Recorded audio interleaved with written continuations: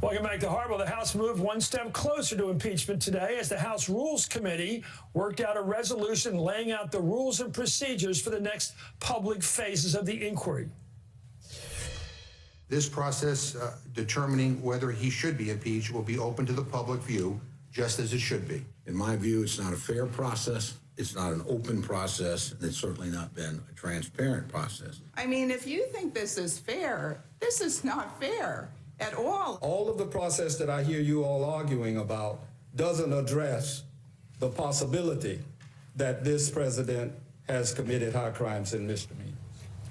Well, the resolution lays out the Democrats' general format and parameters for the impeachment inquiry moving forward. The full House is expected to vote or scheduled to vote on the resolution tomorrow, Thursday. It would give the House Intelligence Committee the lead role in conducting public hearings. According to the New York Times, those would begin as early as the week in November 11th, which is coming up week after next. The Intelligence Committee will then compile its findings in a report, transmit them, the evidence they've collected, to the Judiciary Committee, which will then hold its own public hearings. If the Judiciary Committee determines it has enough evidence, it will then recommend one or more articles of impeachment to the full House. So it's a three-step: Intelligence, Judiciary, full House. The full House would then vote on articles of impeachment to send to the Senate, where the president would be put on trial for about 5 or 6 weeks, apparently. House Democratic leaders have stressed they have no formal timetable moving forward, but according to the Washington Post, House leaders had initially hoped to hold a floor vote before the November 28th holiday so that the Senate would hold the third trial before Christmas. But the surprising number of witnesses coming forward, agreeing to testify behind closed doors in the Capitol over the past few weeks has extended the timeline. We'll see if that's good or bad. From where I'm joined by Democratic Congresswoman Jackie Speier of California, a member of the House Intelligence and Oversight Committees. Elizabeth Wydra is president of the Constitutional Accountability Center. Congresswoman, thank you, as always. Jackie Speier from California. I guess the question is, do you have a clear-cut vision in your head of how this is going to proceed through the month of November on into getting articles of impeachment on the House floor? So really, Chris, we don't know, because we don't know how many more witnesses will come forward.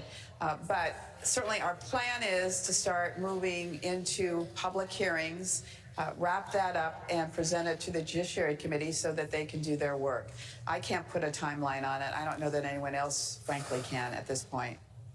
Well, is there a point of diminishing returns? We've got enough witnesses to say the same exact thing, that there was a quid pro quo at work in the relationship with Zelensky of Ukraine. It was a done deal. We got all the evidence in the world. What does 2 more weeks of witnesses accomplish?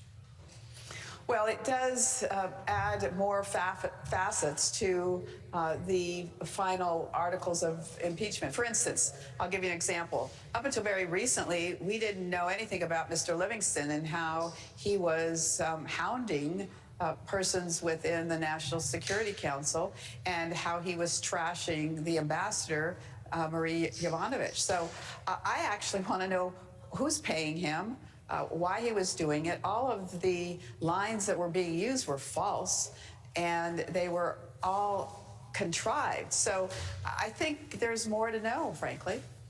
Okay, you've got me there. You proved your point. Who was Mr. Livingston? A new figure. He was a congressman who, over the last decade or so, has run a lobbying shop. And Bob Livingston, from Louisiana. I know him. That's correct. He was sitting next to me at Cokie Roberts' funeral. I just saw him recently. Maybe you should have interviewed him. Well, wrong place. Anyway, thank you. The resolution effectively that we're voting on tomorrow neutralizes Republican arguments along the way about the way Democrats have conducted the inquiry so far. But the president's defenders in the Senate continue to blast the process today. And it's still behind the closed doors, lack of due process, and they're trying to create something new that I think is just substandard and dangerous to the presidency. It falls way short, way short. No due process now, maybe some later, but only if we feel like it. Is not a standard that should ever be applied to any American, and it should not be applied here to the President of the United States. Well, none of that seems to work with me. Let me go on with you, Elizabeth. Tell us how you see the particulars as you look at this? How do you see the particulars of what this is going to look like? A lot of it's going to be on television, which is good. Absolutely. So if you think about the constitutional impeachment process, impeachment and maybe removal, it's like the grand jury in a criminal trial coming up with the charges. That's the House doing its investigation to come up with articles of impeachment. And then the trial, which is where you have the due process rights in the criminal system, come into play in the Senate. So to be clear, the Republicans' arguments about process are bad and they're wrong, but I guess they're not as bad or as wrong as their substantive defenses of the president. So that's why they're going to them. But what I think is important to think about here is not just the immediate political moment, which is obviously important, but this is a constitutional moment for the ages, because the president has abused his office in a way that would be the founders' worst nightmare, selling out national security and democratic integrity. And so I think this public nature of the hearings that you mentioned is going to be important, especially leading up to whatever trial might happen in the Senate, because we know that Mitch McConnell is willing to go to bat for this president and is willing to manipulate Senate norms and rules in order to do that. And so I think putting these public hearings out in the House will put more pressure on McConnell to have a robust trial in the Senate. Congresswoman, how do you keep the hearings focused on the case against the president, basically the prosecution case for impeachment, and not let it get crazy like it did with the Corey Lewandowski horror show that day in Judiciary? That was a disastrous hearing, I thought. So the hearing, I think, will be very focused. You're going to have staff counsel doing the questioning. Members are going to sit there and listen to the questioning and the answers. And then at the end of the hearing, there will be questions that members can ask. But to the point of, is this fair?